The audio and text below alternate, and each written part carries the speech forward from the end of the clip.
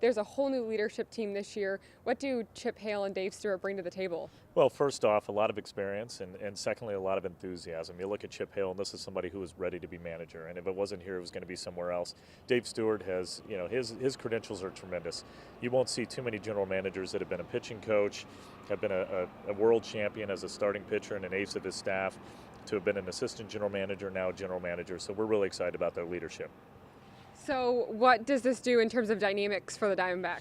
Well, it's good. We wanted to make some changes at the top, and it's always tough too.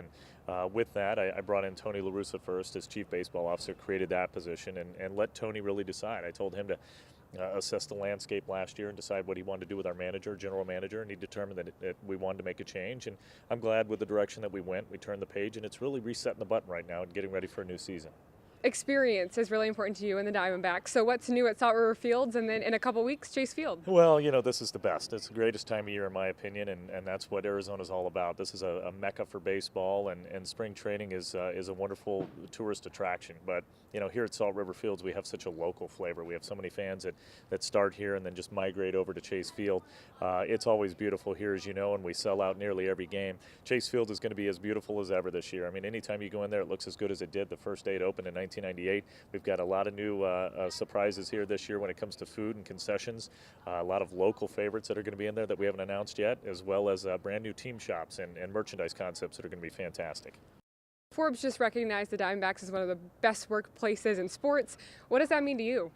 It's great. It's really a tribute to our passionate and talented employees. I mean, they've embraced this culture that we've created. It keeps getting better and better every year. But for us, we need to make sure that we recognize, reward, promote, treat our employees better than any team in sports, really as any organization. So it says a lot, but we've really focused on it for at least 10 years. And it's nice, and we can pat ourselves on the back, but that doesn't make any sense. We got to keep challenging ourselves, keep improving, keep continuously trying to do more.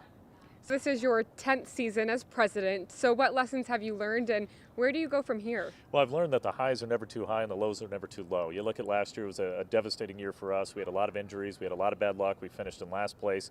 But I realized at that time, don't get too depressed, don't get too down. Just as in 2011 when we won the division, not to get too high. The other thing I've realized is control those things that you can control. When you can't control the outcome and the results on the field, control the way that you treat your fans out there. Control the fan experience, the culture, the community efforts that we are a part of. We're trying to be the best organization we can be, and we always try, as we say, to find a way to win even when we lose.